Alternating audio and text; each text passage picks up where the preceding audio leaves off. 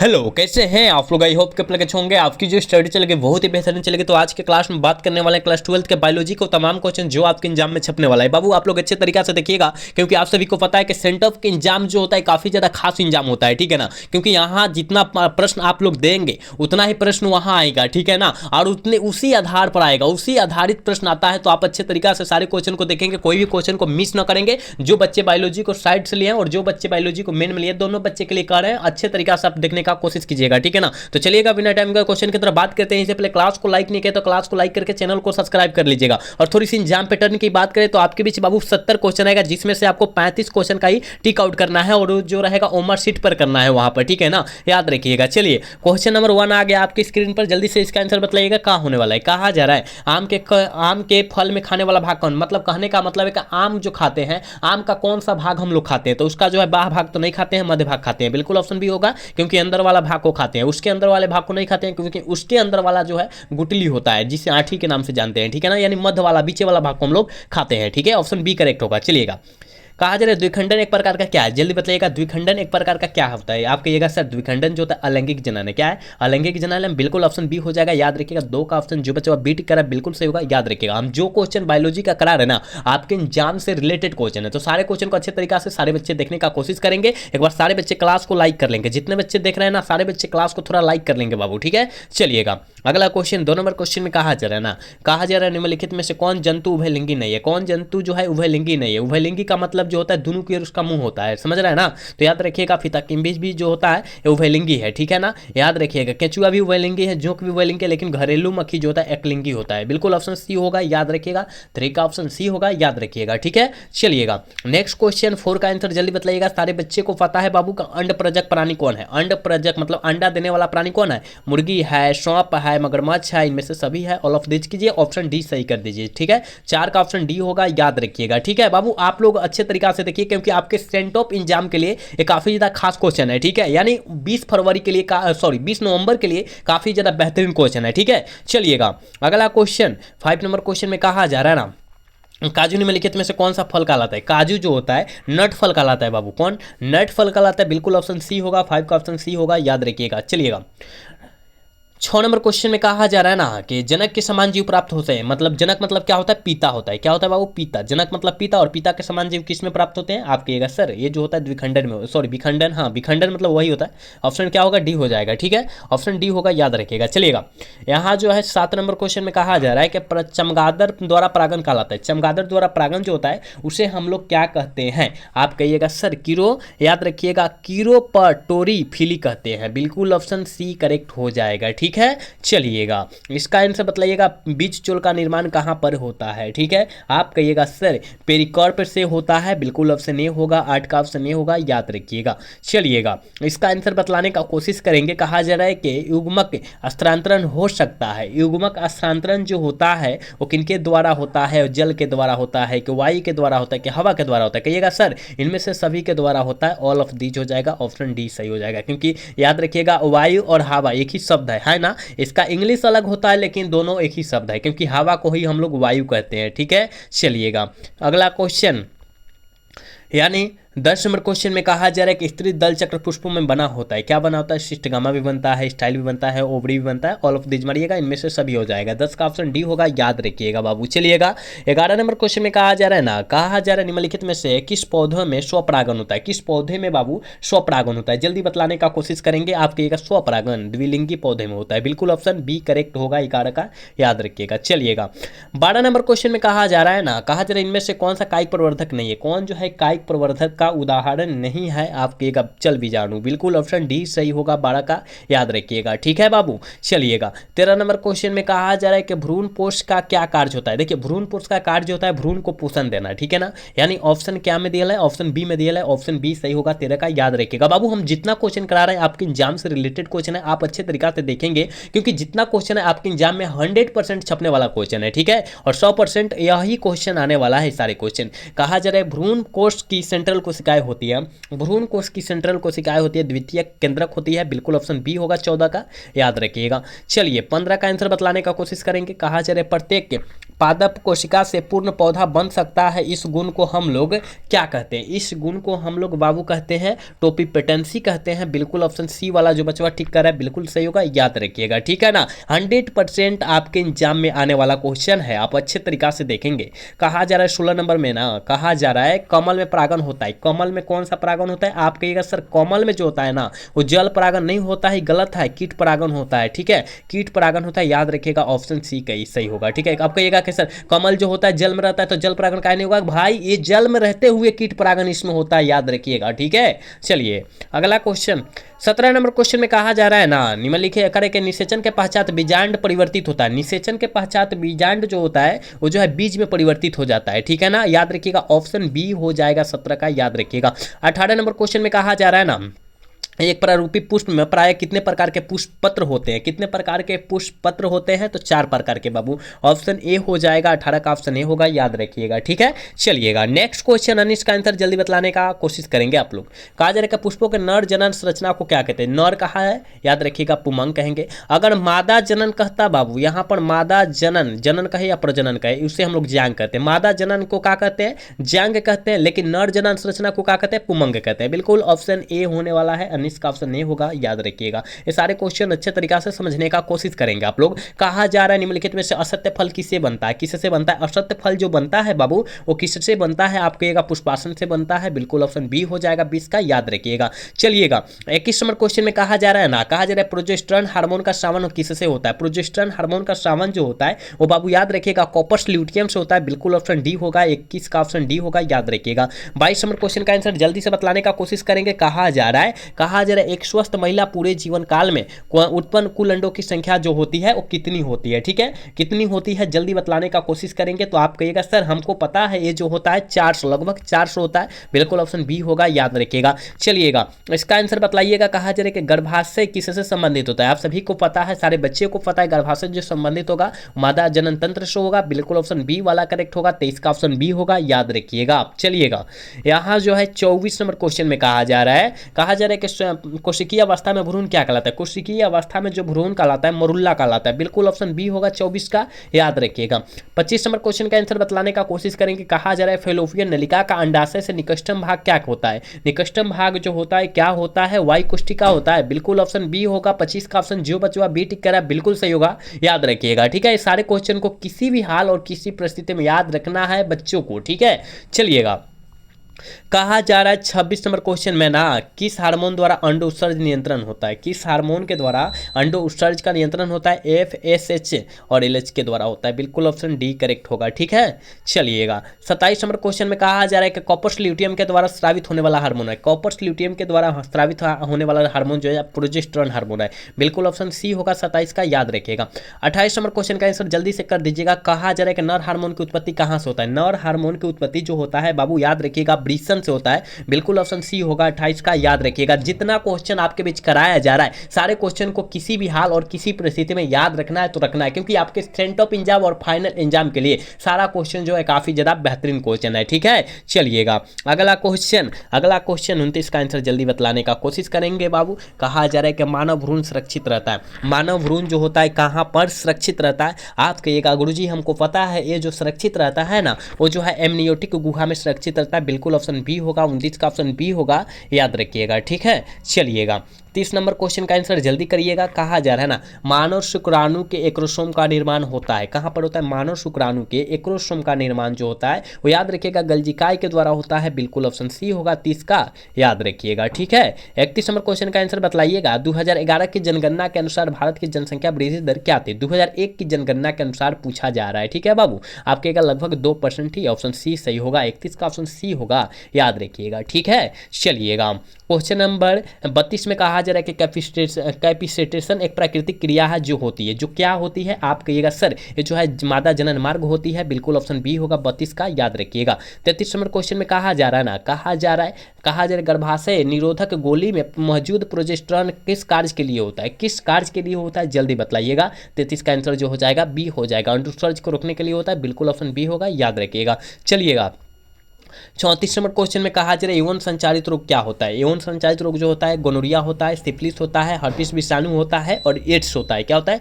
Ads होता है, याद रखिएगा, ठीक है, याद रखिएगा, ऑल ऑफ दीज हो जाएगा, इनमें से सभी हो जाएगा, ठीक है। चलिएगा बाबू, कहा जा रहा है कि संतान उत्पत्ति नियंत्रण का क्या उपाय है। संतान उत्पत्ति नियंत्रण का उपाय जो होता है हार्मोनल विधिया भी होता है, प्राकृतिक विधिया भी होता है, रासायनिक विधिया भी होता है, मतलब इनमें से सभी हो जाएगा, ऑल ऑफ दीज सही होगा। 35 का ऑप्शन डी होगा, याद रखिएगा। आप सब सारे क्वेश्चन को याद रखिए बाबू, ठीक है, क्योंकि जो क्वेश्चन आपके बीच चुन चुन कर कराया जा रहा है आपके एग्जाम के लिए काफी ज्यादा रिलेटेड क्वेश्चन ही है, ठीक है। चलिएगा अगला क्वेश्चन 36 नंबर क्वेश्चन में कहा जा रहा है कि भारत में परिवार नियोजन कार्यक्रम कब आरंभ हुआ था, ठीक है। आप सभी को पता है, हमने बतलाया था काफी बार कि 1951 ईस्वी है ना बाबू, 1951 ईस्वी, ऑप्शन ए सही होगा, ठीक है।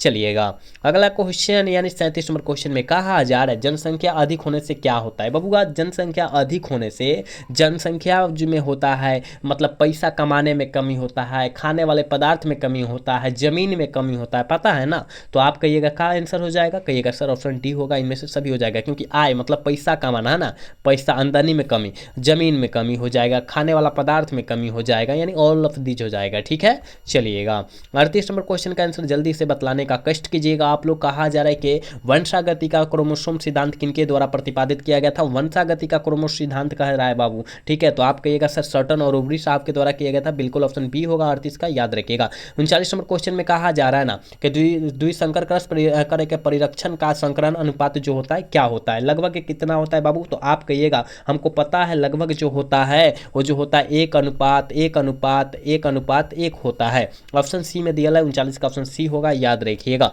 चलिएगा 40 नंबर क्वेश्चन में कहा जा रहा है कि मानव नर की आनुवंशिक पहचान की जाती है। मानव नर की आनुवंशिक पहचान जो होता है वो किनके द्वारा किया जाता है, तो लिंग गुणसूत्रों के द्वारा किया जाता है, बिल्कुल ऑप्शन डी होगा 40 का, याद रखिएगा। 41 नंबर क्वेश्चन में कहा जा रहा है ना कि पृथक्करण के सिद्धांत को और क्या कहते हैं, किस नाम से हम लोग जानते हैं, तो युग्मकों की शुद्धता के नियम के नाम से हम लोग जानते हैं, ऑप्शन सी करेक्ट होगा, याद रखिएगा। 41 का ऑप्शन सी होगा, याद रखिएगा। जितना क्वेश्चन आपके बीच कराया जा रहा है वो सारे क्वेश्चन को याद रखना है, तो रखना है आप सभी को, ठीक है बाबू। चलिएगा 42 नंबर क्वेश्चन का आंसर बतलाइएगा। कहा जा रहा है कि 21वें गुणसूत्र के ट्राइसोमी से कौन सी आनुवंशिक बीमारी होती है, कौन सी आनुवंशिक बीमारी होती है, तो डाउन सिंड्रोम की बीमारी होती है, बिल्कुल ऑप्शन डी हो जाएगा। 42 का ऑप्शन करेक्ट डी होगा बाबू, याद रखिएगा। चलिएगा अगला क्वेश्चन 43 नंबर क्वेश्चन का आंसर बतलाने का कष्ट कीजिएगा कि मनुष्य में मात्रात्मक लक्षण का उदाहरण है। मनुष्य में मात्रात्मक लक्षण का उदाहरण क्या है बबुआ,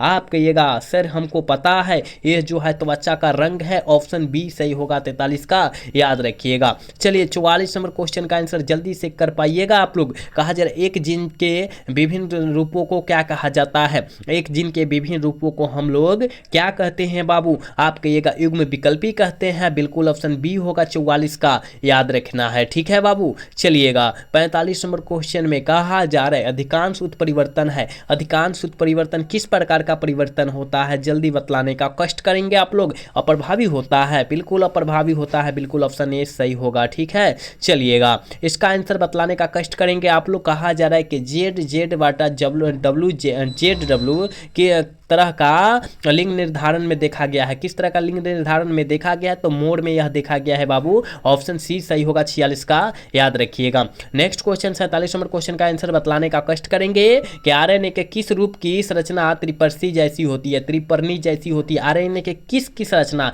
त्रिपर्णी जैसी होती है, किसकी होती है, आप कहिएगा सर टीआरएनए का होता है, बिल्कुल ऑप्शन डी सही होगा 47 का, याद रखिएगा। 48 नंबर क्वेश्चन में कहा जा रहा है ना कि डीएनए के कूट क्रम कहलाते हैं। डीएनए के कूट क्रम क्या कहलाते हैं, जल्दी 48 का आंसर बतलाइएगा। कहा जा रहा है ना, कहा जा रहा है कि एक्सॉन कहलाता है, बिल्कुल ऑप्शन ए हो जाएगा 48 का, याद रखिएगा। 49 नंबर क्वेश्चन में कहा जा रहा है ना ओपेरॉन मंडल क्या प्रदर्शित करता है। ओपेरॉन मंडल जो होता है क्या चीज को प्रदर्शित करता है, आप सर कहिएगा कि जीन के रेगुलेशन को जो है प्रदर्शित करता है, यानी ऑप्शन सी सही होगा। चलिएगा 50 नंबर क्वेश्चन में कहा जा रहा है कि लेक ओपेरॉन में कितने संरचनात्मक जीन होते हैं। लेक ओपेरॉन में कितने संरचनात्मक जीन होते हैं, आप कहिएगा सर 3 प्रकार के होते हैं। 50 का ऑप्शन करेक्ट सी वाला सही हो जाएगा, याद रखिएगा बाबू। हम लोग जितना क्वेश्चन आपके बीच रख दिए है ना, करा दिए है ना, उस क्वेश्चन को याद रखिए, सारे क्वेश्चन आपके एग्जाम में छपने वाला है, ठीक है। कहा जा रहा है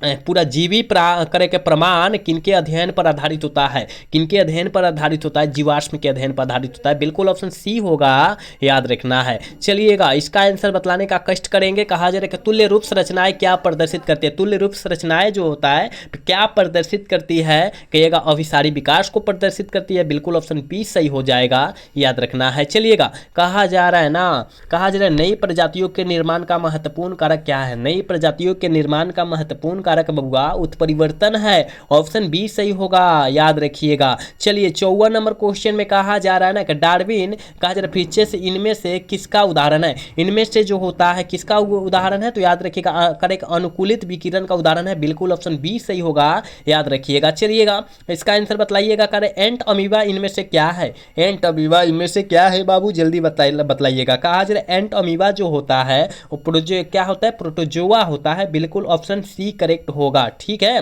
क्या होगा, सी करेक्ट होगा आंसर। चलिएगा यहाँ जो है 56 नंबर क्वेश्चन में कहा जा रहा है ना, निम्नलिखित में से कौन असंक्रामक रोग है। कौन जो है असंक्रामक रोग है बाबू, जल्दी बतलाइएगा। 56 का आंसर क्या होने वाला है। असंक्रामक रोग का पूछा जा रहा है। आप कहिएगा सर ये जो है कैंसर है। क्या है, कैंसर। कैंसर जो होता है याद रखिएगा असंक्रामक रोग होता है, ठीक है। चलिए अगला क्वेश्चन 57 नंबर क्वेश्चन में कहा जा रहा है ना, निम्नलिखित में से किस रक्त कोशिका को PMNL कहते हैं। किसको कहते हैं, आप कहिएगा गुरुजी ये जो है न्यूट्रोफिल है। ऑप्शन सी वाला सही होगा, 57 ऑप्शन सी होगा, याद रखिएगा। 58 नंबर क्वेश्चन में कहा जा रहा है ओकोजीन इनमें से किसके लिए उत्तरदायी होता है। ओकोजीन जो होता है वो कैंसर के लिए जो होता है उपजाई होता है, उत्तरदायी होता है। बिल्कुल ऑप्शन डी से ए होगा, ए हो जाएगा, ठीक है। 58 का ऑप्शन ए होगा बाबू, याद रखिएगा, ठीक है। चलिएगा अगला क्वेश्चन 59 का आंसर बतला दीजिएगा आप लोग क्या होने वाला है। कहा जा रहा है कि पादप कोशिका से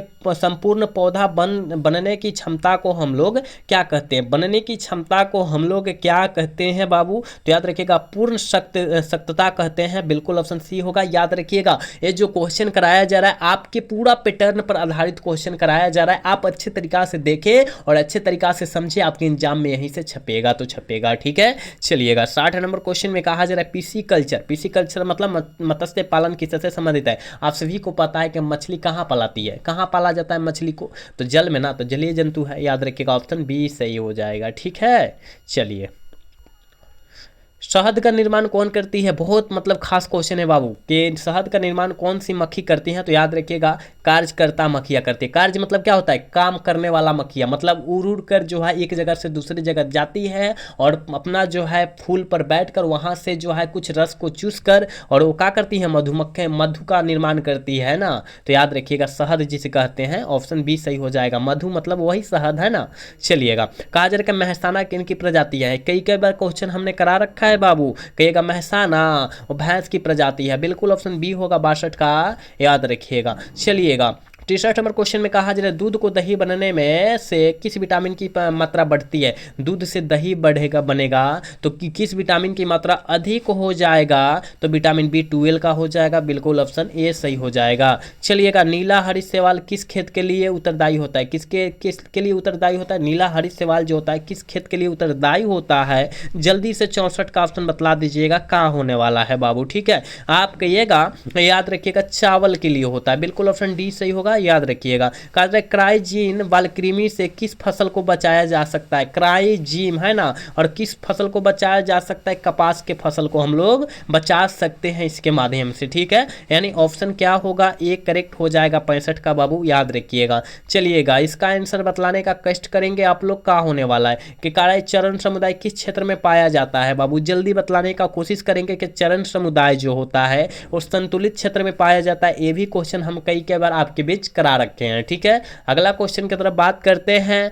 कहा जा रहा है ना हवा के वेग को किस के यंत्र द्वारा नियंत्रण किया जाता है। जो हवा बहता है उसके वेग को हम लोग किस यंत्र के द्वारा उसको हम लोग क्या कर लेंगे, यंत्र को जो है माप सकते हैं, ठीक है ना। तो एमोमीटर के द्वारा माप सकते हैं। बिल्कुल ऑप्शन ए सही हो जाएगा, ठीक है। चलिएगा बाबू 68 नंबर क्वेश्चन का आंसर आप जल्दी से कर दीजिएगा कि मानव जनसंख्या का अध्ययन क्या कहलाता है। काफी ज्यादा मोस्ट इंपोर्टेंट क्वेश्चन है कि मानव जनसंख्या का अध्ययन जो कहलाता है डेमोग्राफी ही कहलाता है? बिल्कुल ऑप्शन बी होगा, याद रखना है बाबू। चलिए यहाँ जो है 69 नंबर क्वेश्चन में कहा जा रहा है ना, कहा जा रहा है कि पादपों में से सर्वाधिक पाए जाने वाले तत्व कौन होता है? पादप मतलब पेड़ पौधा से पाए जाने वाले सर्वाधिक तत्व जो है वो कौन है? तो कार्बन होता है। सबसे ज्यादा कार्बन जो है तत्व पाए जाते हैं। बिल्कुल ऑप्शन डी सही होगा। ठीक है बाबू, आज के क्लास के लास्ट क्वेश्चन और बहुत ज्यादा खास क्वेश्चन है बाबू। कहा जा रहा है मानस अभ्यारण्य अवस्थित है किस राज्य में अवस्थित है? मानस अभ्यारण्य जो होता है असम राज्य में अवस्थित है। बिल्कुल ऑप्शन ए हो जाएगा, याद रखिएगा। 70 का ऑप्शन ए हो जाएगा, याद रखिए बाबू। हमने आपके सेंटॉप एग्जाम और फाइनल एग्जाम के लिए मात्र 70 क्वेश्चन कराए हैं, लेकिन पूरा गैस क्वेश्चन कराए हैं। आप अच्छे तरीका से देख लेंगे सारे क्वेश्चन को, किसी भी क्वेश्चन को इधर उधर न करेंगे। याद रखिएगा आपके एग्जाम में यह क्वेश्चन छप जाएगा। ठीक है ना? तो आज का क्लास जो है कैसा लगा, अच्छा लगा होगा तो चैनल को सब्सक्राइब और वीडियो को लाइक कर दीजिएगा। मिलेंगे अगला सेशन में। जय हिंद, जय भारत, टाटा, बाय बाय।